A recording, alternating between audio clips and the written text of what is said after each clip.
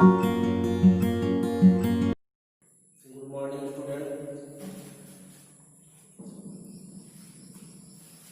Your study course Stat 211 Statistical Methods. Topic Graphical Representation of Data.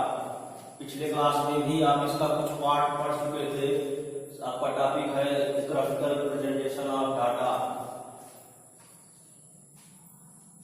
Data या आंकड़ों को graph के रूप में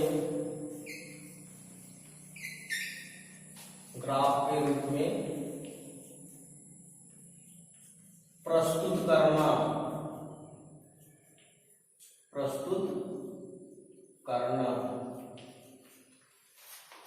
ग्राफिकल रिप्रेजेंटेशन ऑफ डाटा आंकड़ों को या आंकड़ों का ग्राफ के रूप में प्रस्तुत करना। जो आपके द्वारा डाटा या आंकड़ा का कलेक्शन किया होता है उनको ग्राफ के रूप में हम प्रस्तुत करते हैं। इसको करने के लिए जो है क्या फायदे हैं, इसका क्या लाभ है या क्यों किया जाता है। बड़े बड़े डाटा जब उनको कई पेज में पढ़ के उनके एनालिसिस का कई पेज में पढ़ के गहन अध्ययन करने के बाद ही हम उनकी जानकारी प्राप्त करते हैं। उसको सरल तरीके से जानने समझने के लिए हम उनको जो ग्राफ के रूप में, फिगर के रूप में प्रस्तुत करते हैं। उसका प्रस्तुत करने का यह उद्देश्य होता है हम उस ग्राफ और फिगर को देख के उस पूरे डाटा के बारे में, फिगर को देख के ही उसकी स्थिति के बारे में जान लेते हैं। कहाँ से डाटा इंक्रीज किया है, कहाँ से डिक्रीज किया है, कहाँ से घटा है, कहाँ से बढ़ा है, उसकी स्थिति क्या है। हम उस ग्राफ को, फिगर को, उस चित्र को देखकर ही उस डाटा के बारे में विस्तृत जानकारी हमारे दिमाग में उपस्थित हो जाती है। हमको बहुत ज्यादा अध्ययन करने की आवश्यकता नहीं पड़ती। हम ग्राफ को देखकर ही जान जाते हैं कि हमारा लिया गया डाटा जिसका एनालिसिस किया गया है उसका प्रेजेंट में फिगर क्या दर्शा रहा है, और फिगर व ग्राफ ही दर्शाता है उस डाटा, उस आंकड़े की स्थिति क्या है, कहाँ पे घटा है, कहाँ पे बढ़ा है, कहाँ पे लाभ है, कहाँ पे हानि है, एक्चुअली स्थिति क्या है, उसके परिणाम क्या हो सकते हैं। उसको, उस फिगर को, उस ग्राफ को देखकर ही हम समझ जाते हैं। इसलिए समझने के लिए बहुत आसान तरीका है, और उस आसान तरीके के लिए जिसके बड़े बड़े डाटे हम पूरा पढ़ने की जरूरत नहीं पड़ती, हम ग्राफ को देख कर ही हम जान जाते हैं। इसलिए इसके अध्ययन करने की आवश्यकता पड़ती है। तो आप पढ़ोगे ग्राफिकल रिप्रेजेंटेशन ऑफ डाटा। यह कई प्रकार का होता है। पहला आप पढ़ चुके हो हिस्टोग्राम।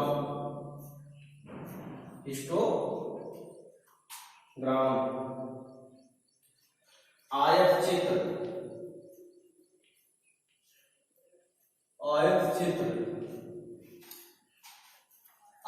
आप पिछले क्लास में भी आपको बता चुके हैं। जब डाटा का चित्र हम आयत के रूप में दिखाते हैं तो वह हिस्टोग्राम या आयत चित्र कहलाता है। जैसे हमारा डाटा है, एरिया हेक्टेयर, हमने बताया था पिछले क्लास में। एरिया मान लो आपका हेक्टेयर में है। 0 से 2 हेक्टेयर, 2 से 4 हेक्टेयर, 4 से 6 हेक्टेयर, 6 से 8 हेक्टेयर, 8 से 10 हेक्टेयर, 10 से 12 हेक्टेयर। और नंबर ऑफ फार्म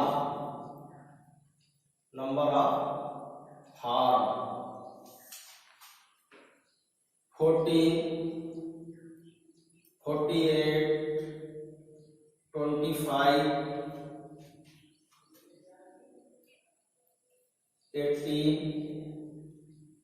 12 और 7। सपोज करो, मानो आपकी एरिया हेक्टेयर में है, जो 0 से 2 हेक्टेयर के 40 फार्म, नंबर ऑफ फार्म, इसको फ्रीक्वेंसी कहते हैं, फ्रीक्वेंसी या बारंबारता। और आपका क्लास इंटरवल है, क्लास इंटरवल वर्ग अंतराल, और ये आपकी फ्रीक्वेंसी है। फ्रीक्वेंसी या बारंबारता कहते हैं इसको, वर्ग अंतराल या क्लास इंटरवल कहते हैं। आपका 0 से 2 हेक्टेयर फार्म की संख्या 40 है। आपकी फ्रीक्वेंसी 40 मतलब 40 बार आया है। हमने पिछले क्लास में बारंबारता के बारे में बता चुके हैं। फ्रीक्वेंसी बारंबारता की क्या स्थिति होती है, जो जितने बार आए हैं जिसकी संख्या वह उसकी फ्रीक्वेंसी होती है, वह उसका बारंबारता होता है।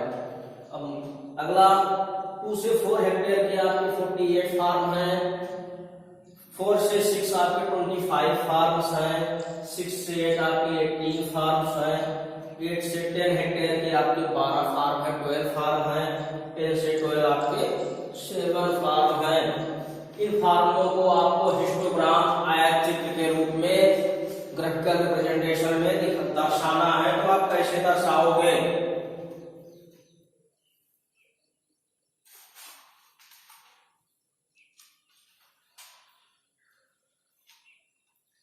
आपका क्लास टाइम हो गया है, क्लास इंटरवल हो गया, क्लास टाइम, और ये आपकी फ्रीक्वेंसी हो गई, बारंबारता,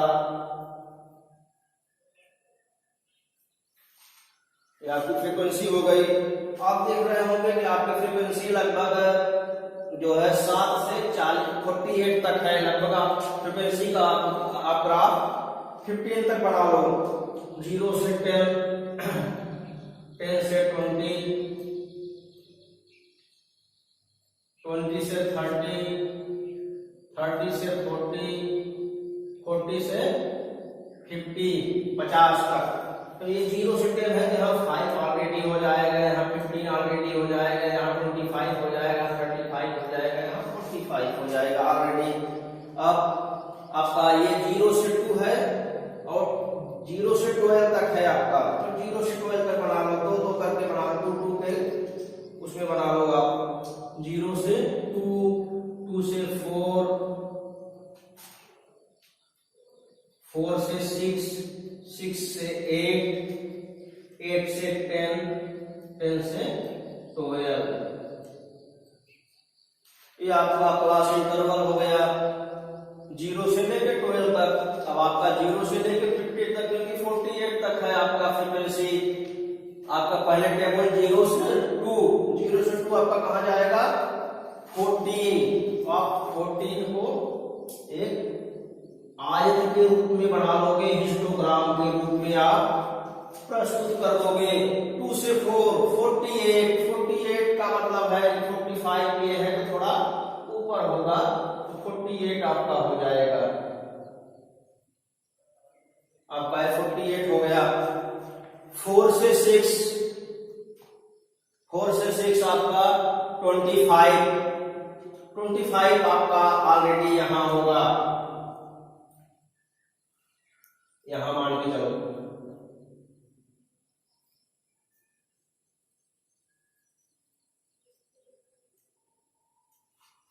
यहां होगा आपका 25। 6 से 8 आपका 18, 20 से थोड़ा डाउन,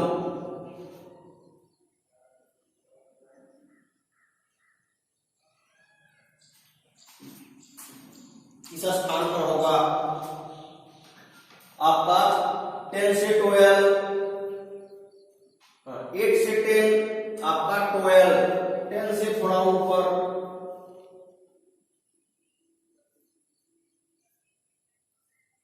ये, और 12 से 27, 5 से थोड़ा ऊपर 7 होगा।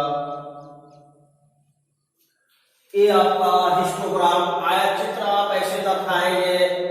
आप फिगर को देख के ऑलरेडी समझ सकते हैं इन फार्मों की संख्या सबसे ज्यादा होगी आपकी 2 से 4, 0 से 2 नहीं, 2 से 4 फार्मों की संख्या सबसे ज्यादा है। आप इन फिगर को देख के अपने आप समझ जाएंगे 10 से 12 हेक्टेयर फार्म की संख्या सबसे कम है। अगर आपको प्लाटिंग करना है, सोइंग करना है, या कोई प्लांटेशन करना है, कितने एकड़ में करना है, आपके पास ये डाटा, आपके फार्मों की संख्या की टेबल है, आप किसी फार्म पे इंचार्ज हुए या उसका चार्ज आपको मिला, तो आपको बहुत ज्यादा पढ़ने की जरूरत नहीं आगे निकाले और इस ग्राफ को देखते हुए आप समझ जाओगे जिस फसल को, जिस पौधे का रोपण या जिस फसल का हमको सोइंग करना है ज्यादा एरिया में, कौन सा फार्म ले लें, किनकी संख्या ज्यादा है, इसके हिसाब से आप बिना बहुत ज्यादा अध्ययन किए आप इस फिगर को देखकर समझ सकते हैं। इसलिए पहला आपका हो गया हिस्टोग्राम आयत चित्र, दूसरा आपका फ्रीक्वेंसी पॉलीगॉन आवर्त बहुभुज, ये आपका पहला हिस्टोग्राम आयत चित्र। दूसरा आपका है फ्रीक्वेंसी पॉलीगॉन,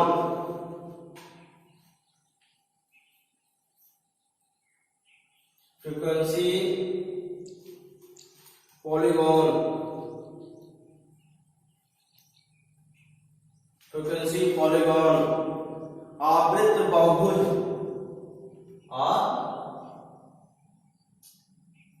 आवृत्त बहुभुज।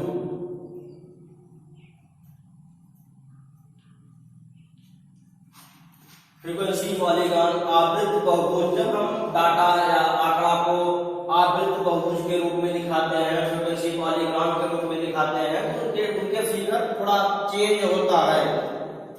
चेंज क्या होता है, यही बहुभुज कितनी भुजाएं बन रही हैं, तो इसमें कुछ नहीं करते हैं, सिर्फ सारे डाटा के मध्य बिंदु ले लेते हैं हम, संपूर्ण डाटा के, संपूर्ण फिगर के मध्य बिंदु ले लेते हैं, मध्य बिंदु ले लेते हैं नीचे से, मान लो 0 से 12 1 3 यहीं से स्केल लगा के मध्य बिंदु ले लेंगे, हम सबका मध्य बिंदु ले लेते हैं। ठीक, मध्य बिंदु ले लेते हैं और स्केल के सहायता से, स्केल के माध्यम से इस बिंदु को इस बिंदु से मिलाते हैं, इस बिंदु को इस बिंदु को इस बिंदु से मिलाते हैं, इस बिंदु को इस बिंदु से मिलाते हैं और इस बिंदु को इस बिंदु से मिलाते हैं और इस बिंदु को इस बिंदु से मिलाते हैं। आपकी जो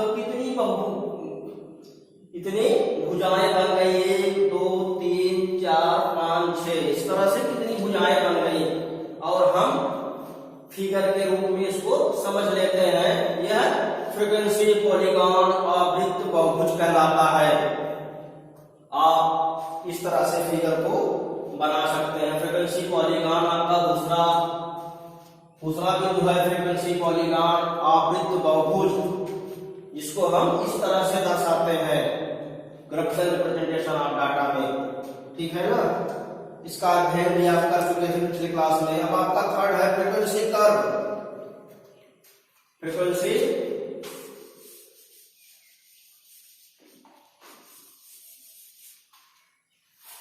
कर्व,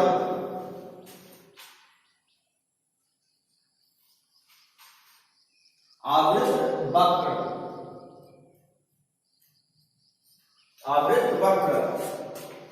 आवृत्त वक्र क्या है, सारी चीजें ऐसे रहती हैं, हम सारे बिंदु को छोड़ के सब मिटा देते हैं, सब हटा देते हैं, उस फिगर में सब कुछ हटा देते हैं, इस बिंदु को छोड़कर सब कुछ हटा देते हैं, उस बिंदु को छोड़ के सारी सब कुछ हटा देते हैं।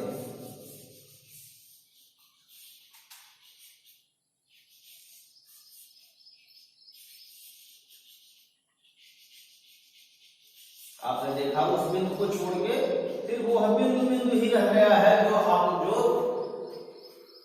जो फ्रीक्वेंसी जिसको आपने उसमें पढ़ा था, आपने बहुभुज में पढ़ा था, उन सबको हटा के हम सिर्फ बिंदु शेष रह जाता है।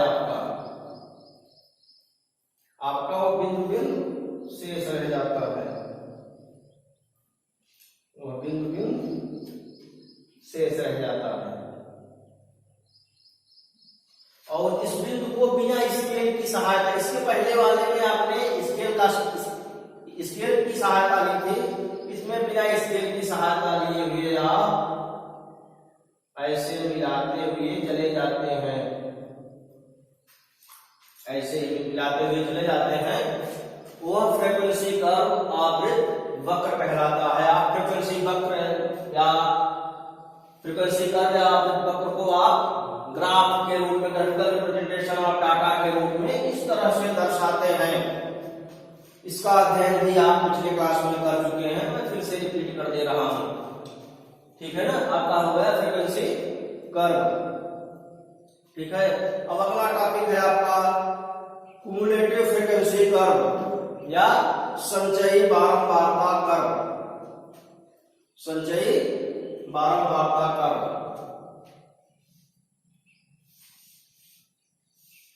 यह आपका जो तीसरा था। इसके बाद आप चौथा पढ़ेंगे फ्रीक्वेंसी क्युमुलेटिव फ्रीक्वेंसी कर्व, संचयी बारंबारता आवृत्त।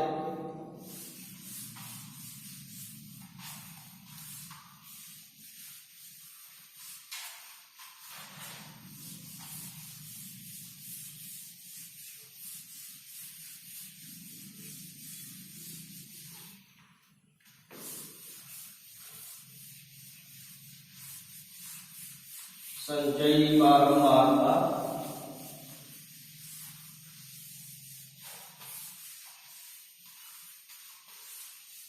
संचयी बारंबारता curve, cumulative frequency curve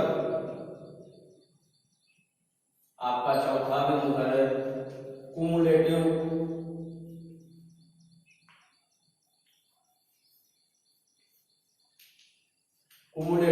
frequency curve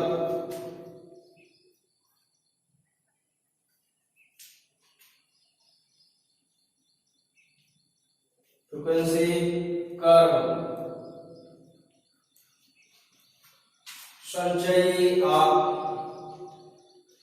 आवृत्त वक्र,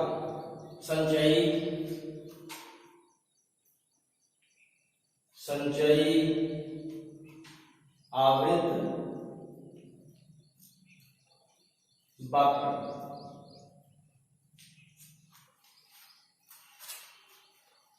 संचयी आवृत्त वक्र क्या है? संचयी क्या होती है?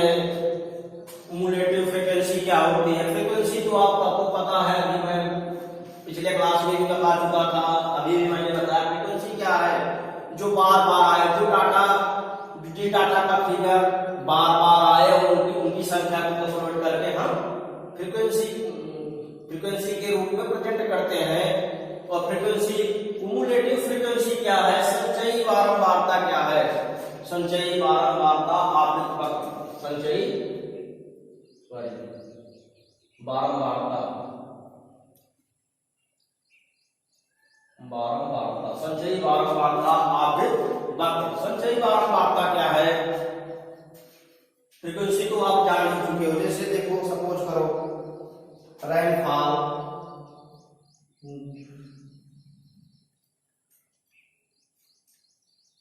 आपका एक डाटा है। सपोज करो आपका एक डाटा है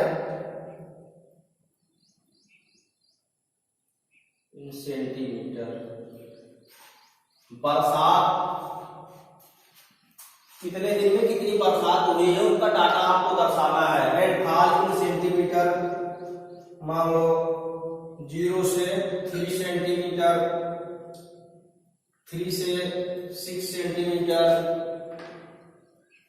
3 से 6 सेंटीमीटर, 6 से 9 सेंटीमीटर, 9 से 12 सेंटीमीटर, 12 से 15 सेंटीमीटर, 15 से 18 सेंटीमीटर और 18 से 21 सेंटीमीटर आपका रेनफॉल इन सेंटीमीटर में है। ठीक है ना? नंबर ऑफ डे, नंबर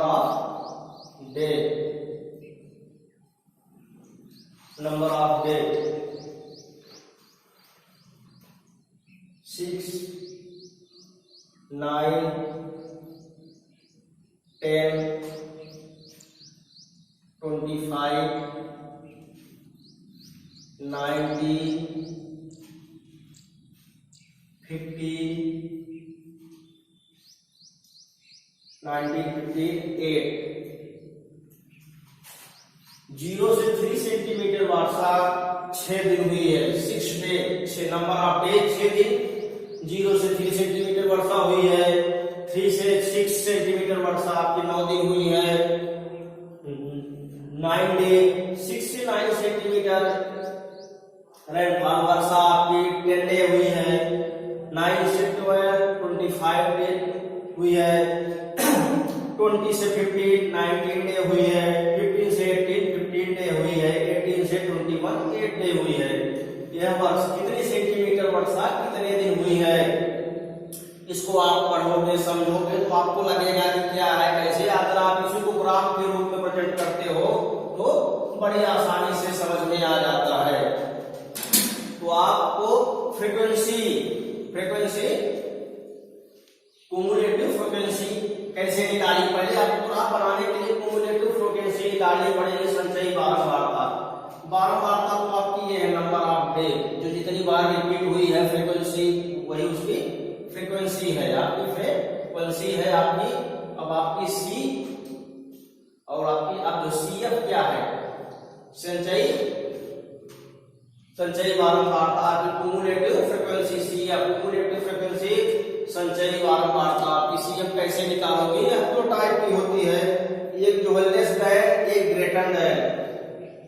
ये आपकी दो प्रकार से निकाली जाती है, कम से ज्यादा की ओर बढ़ते हुए और दूसरी ज्यादा से कम की ओर बढ़ते हुए। डिक्रीजिंग कंडीशन और इंक्रीजिंग कंडीशन में लेस देन और मोर देन के रूप में दो टाइप से इसकी गणना की जाती है।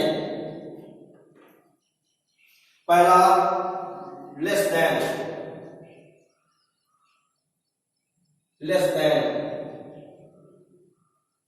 दूसरा ग्रेटर देन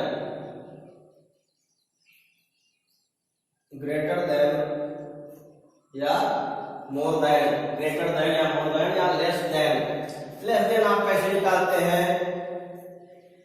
सिंपल सा है, बहुत इजी है। आप गौर से देखेंगे, गौर से पढ़ेंगे, समझेंगे, आराम से आप भी निकाल लेंगे।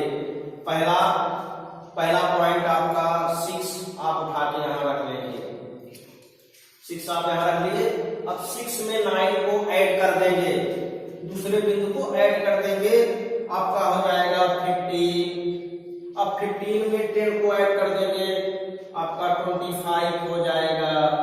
25 को 25 में ऐड कर देंगे, इसको अगले फ्रीक्वेंसी में ऐड करते हुए चलना है तो आपकी 50 हो जाएगी।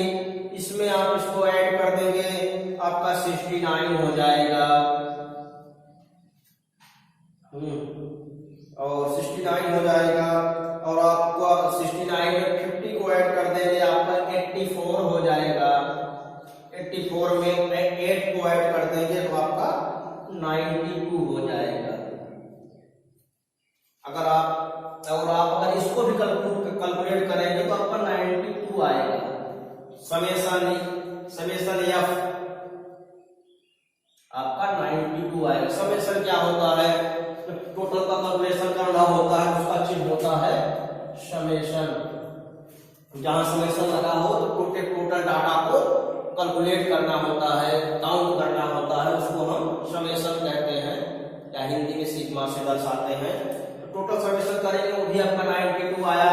और आपका लेस देन में देखो ये बढ़ते हुए क्रम में है, डिक्रीजिंग कंडीशन, अब कंडीशन में है, इसको लेस देन कहते हैं। अब जो ग्रेटर देन, लेस देन का मतलब कम से शुरू हुआ है, ज्यादा की ओर बढ़ते हुए स्थिति में। अब ग्रेटर देन क्या है, उल्टा हो जाता है, कुछ अलग से नहीं है, बहुत इजी है, उल्टा हो जाएगा सेम। अब जो लास्ट 92 था इसका टोटल का कैलकुलेशन, वो हम ऊपर कर लेते हैं।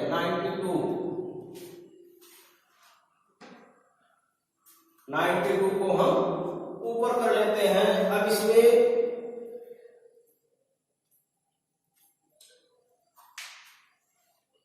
92 को ऊपर कर लेते हैं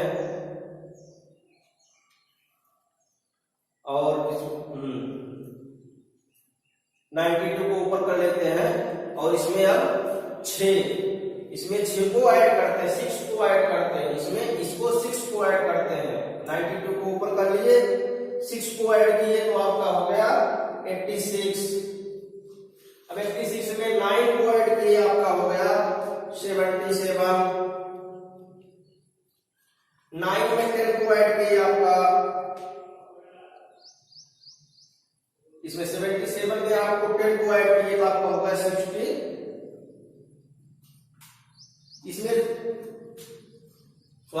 इसमें आपसे माइनस करते हुए चल रहे 92 में 6 को माइनस करेंगे तो आपका 86 हो गया। 86 में 9 को माइनस करेंगे तो 77 हो गया। 77 में 10 को माइनस करेंगे आप तो 66 हो गया। इसके बाद 25 को करेंगे तो 42 हो गया।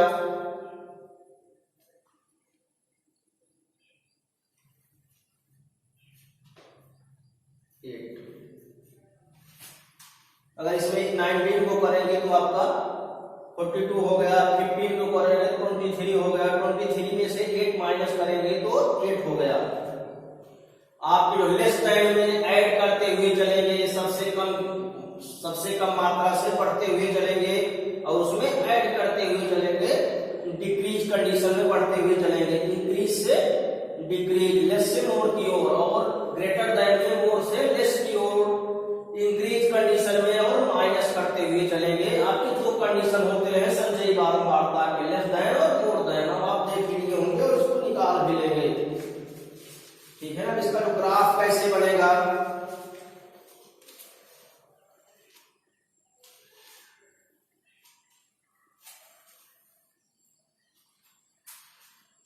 ग्राफ कैसे बनेगा आप देख रहे हैं। 100 तक 92 तक है तो आपको 100 तक लिखना होगा। 0 20 40 60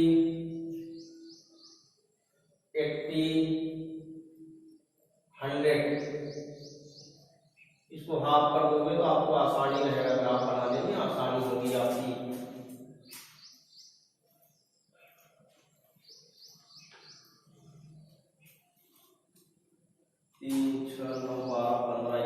देख रहे होंगे आपको ये आपकी 21 0 से लेके 21 तक है तो आप 3 करके बनाओ। 3 6 9 12 15 18 21।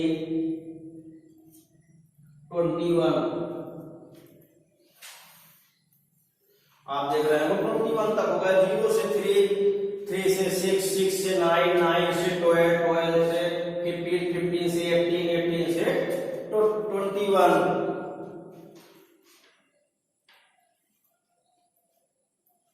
अब इस तरह से आपका जो लेस देन का जो बनेगा आपका ग्राफ,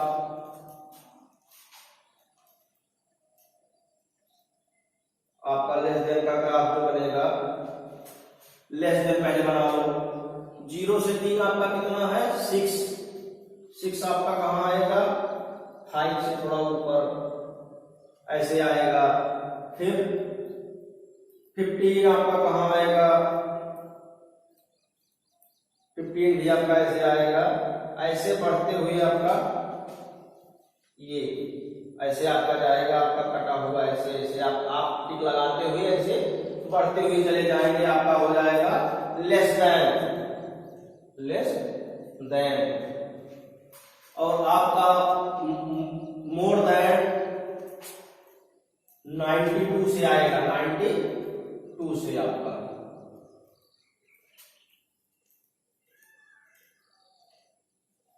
आपका यहां तक आएगा, 8 तक आएगा 92।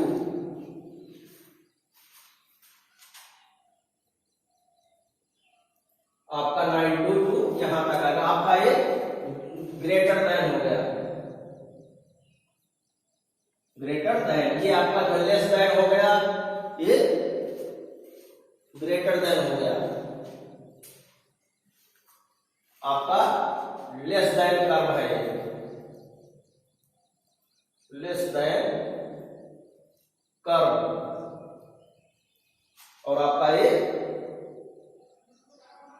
ग्रेटर देन या मोर देन कर्व है। अब आप देखेंगे अगर एक आयत के रूप में बनाएंगे तो आपके 60 के पास से आपका एक आयत चित्र बन रहा है।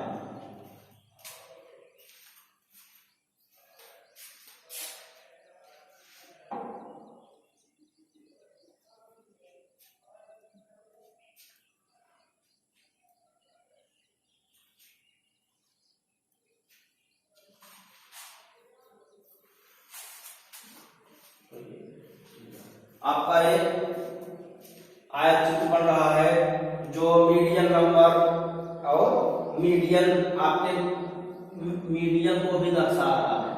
सबसे मध्यवर्ती वर्षा कहाँ हुई, लेस देन किस तरह से लेस देन में किस तरह से बढ़ा है आपका ग्राफ, कितने दिन जो लेस देन बारिश हुई है और मोर देन रेनफॉल कैसे हुआ है। आपका क्यूमुलेटिव फ्रीक्वेंसी कर्व आप इस तरह से दर्शाएंगे, आप फिगर को दर्शाएंगे और इस तरह से कोई भी डाउट होगा तो आप हमसे संपर्क कर सकते हैं। बहुत ही इजी है, आप इसको ग्राफ के रूप में कैसे प्रेजेंट करेंगे। आपका चौथा है,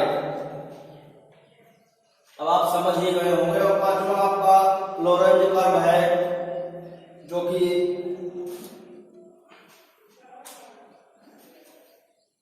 ओके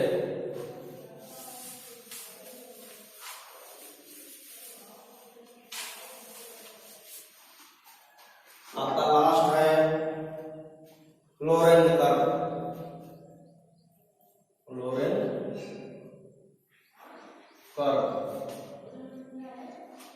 लॉरेंज कर्व अभिकिरण वक्र,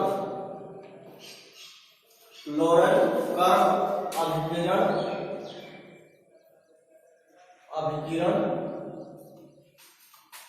वक्र।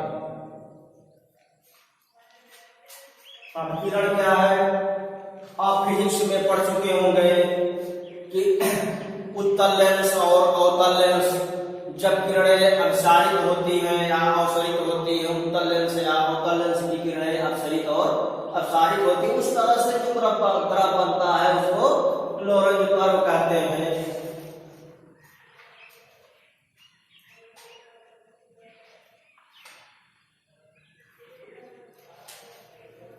आप इसका अध्ययन फिजिक्स में कर चुके होंगे, आप एग्रीकल्चर में बहुत कम इसका रोल है, सिर्फ इसका नाम जानिए आप और इसके बारे में अपसरित और